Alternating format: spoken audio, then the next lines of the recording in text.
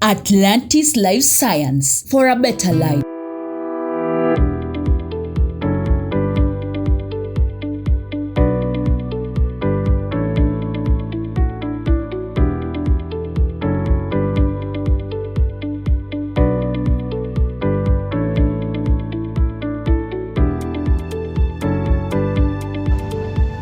Drying off means when that cow is in calf, you stop milking her if she's a milker when she is 60 days prior to calving or 45 days prior to calving.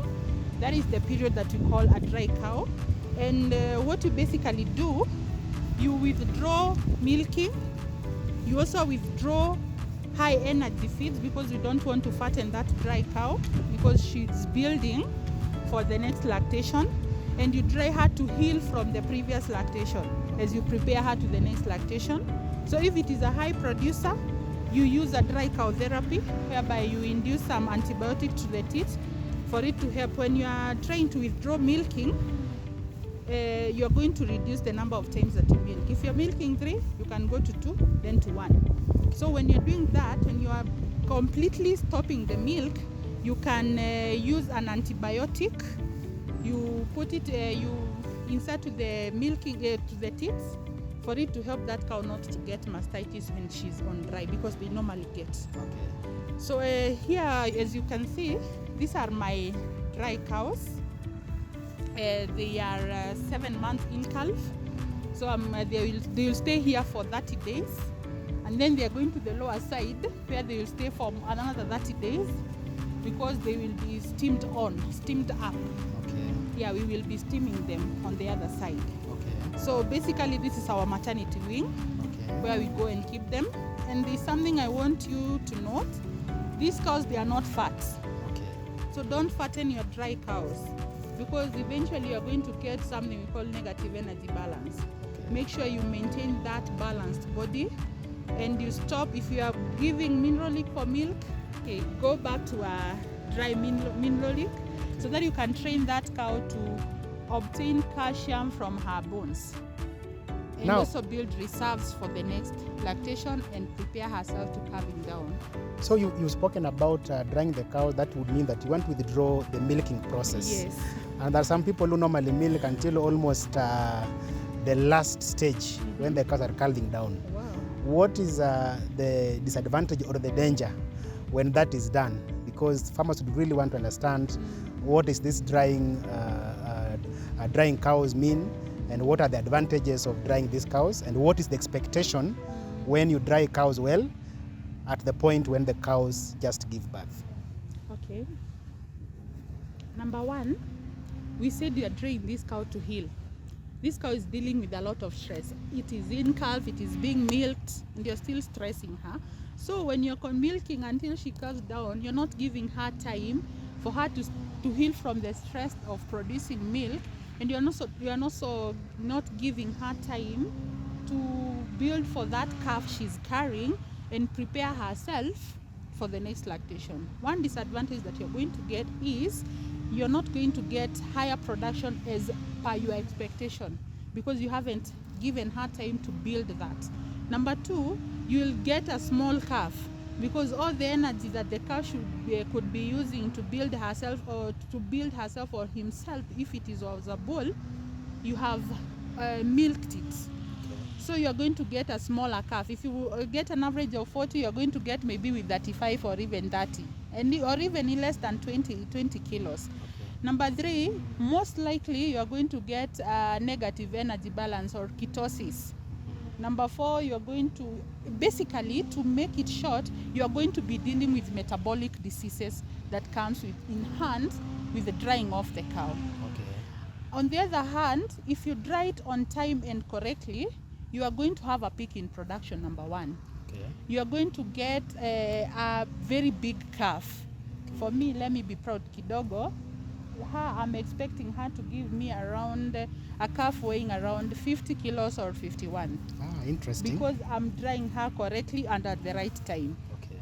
Number 3, I'm sure I'm not going to deal with any metabolic diseases. I'm 100% sure I'm not going to experience any challenge on metabolic diseases. Okay. And I'm sure she's going to come on heat latest 60 days after calving down. Okay. Yes, so fertility will be okay, production will be okay, health-wise she'll be okay because Okay. she'll have enough time to heal herself. Interesting. So farmers Yes. would also want to understand, then what do you use at this drying period? How do you feed the cows? What do you feed them on? What do you avoid giving them? And how do you actually do the entire feeding process from the time that you just initiate them on drying to the point when they now calve down? Okay. So I told you her this cow is not producing anything. We want her to lose milk if it is a high producer. We don't want to fatten her, and also we want to maintain his energy, high energy, I mean.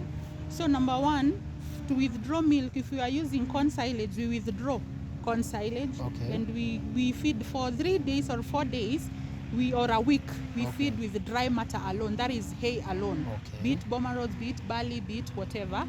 for her not to stop producing milk. If we are giving dairy milk, we stop fast. Okay.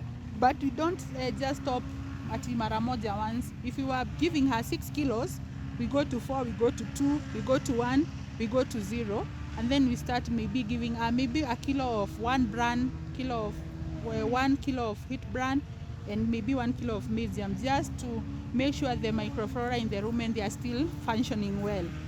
Then we start feeding them with napier and hay when they are that on dry.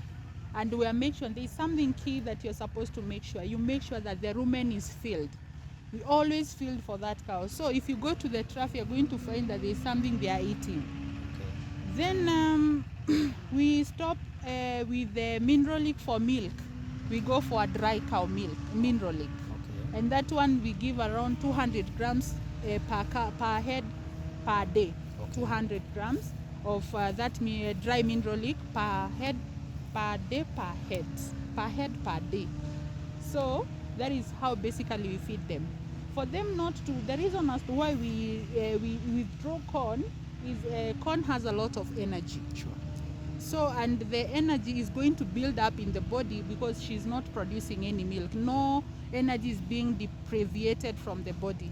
Okay. So we withdraw corn because we don't want to fatten this cow. Okay. Because if we continue giving this cow a lot of lucerne, a lot of corn, a lot of those high energy feeds and high protein feeds, the cow is going to fatten. Sure. And we don't that. So what we normally do, and we also feed from this green grass, Okay. and we make sure that whatever they are feeding, it's of high fiber Okay. to facilitate the digestibility. Now, on the same note, I can see you are having high producing cows, and basically pedigree cows for that particular matter. Yeah. And I know sometimes people have challenges being able to dry these cows because at the point where they're just about to be dried, they're still producing quite a lot of liters. And they normally wonder how to go about it. Maybe from experience in this farm, how do you go about these high producing cows at the point of drying them off? Drying them. That is why I said you withdraw high energy feeds and dairy milk. Of course, our cows, they are high producers, and it's a challenge because once you find your cow is 7 months in calf and she's doing 20 liters, what are you going to do? It is stressing. Yeah. So what we do, we feed for 1 week with hay alone, Okay. hay, dry matter alone. Then, and we stop milking 3 times. We go to 2 for 3 days. Then the other 3, we go for 1 time. By then, she's producing around 8 liters. Okay. Then the second week, we do once, 1 time milking a day. And then the time we are saying that we want to completely stop, we use an antibiotic in the ticks. Okay. Yes. Now, on the To other hand, prevent mastitis. On the other hand, some farmers normally ask questions, for example, that should you withdraw water when you are doing the dry cow management, or should you let them have ad libitum exposure to water? Maybe from your experience in this particular farm, what would you comment about that? No, you don't withdraw water. The body, the cow itself regulates, because this cow is having a baby inside. So the baby is anaskuma, there's something called abomasum. Yeah. Anaskuma. So when the abomasum is being pressured, inaenda inapunguza the rumen. Yeah. So if she was taking 100 liters when you are milking her and when she was not in calf, definitely it will reduce for itself. But you're not supposed to withdraw. Yenyewe itajipimia. I think that is the correct word to use. It is going to measure for itself. Okay. And a dry cow don't consume the same amount of milk with a milking cow. Okay. Definitely it does the reduction.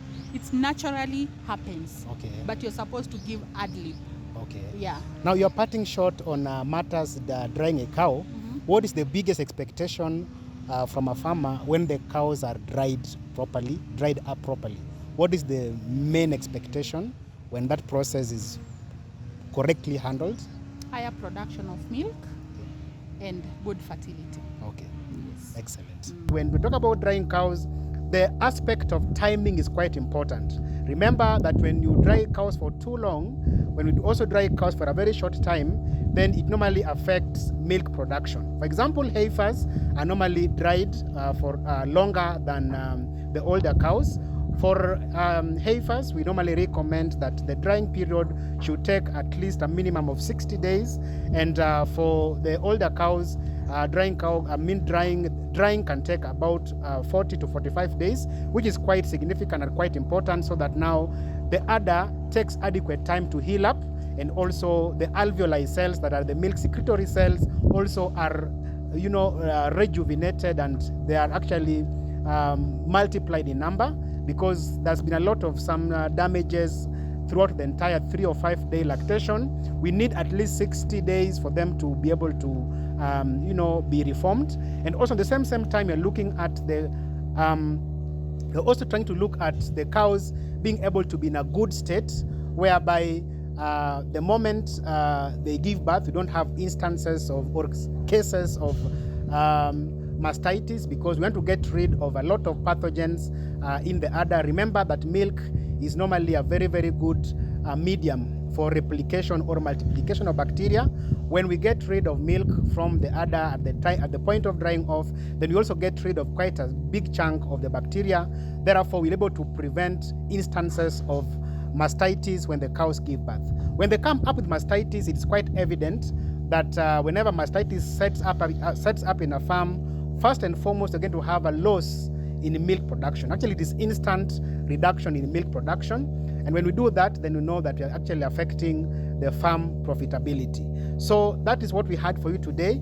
And therefore, when we're talking about management of the milking herd, management of a dry cow, management of a steaming up group, is also quite important to remember that grouping of these cows is quite important. We normally advocate that when they are between 225 days to about 235 days, then you begin the grouping of the cows to be steamed up, so that now they're given closer monitoring, and therefore they're also given closer attention, so that now they're able to at least be able to transition through the entire process quite effectively. Now, when the cows are just about to give birth, it's also important to remember that it's good to supplement these cows. And one of the most important supplements that normally comes in this particular stage is Supercal. And Supercal is given just immediately before the cows give birth to take care of any challenges of milk fever, which might crop up as one of the metabolic disease. And Supercal is given immediately the cows give birth at a dosage of 100 ml per cow per day for a period of 1 week.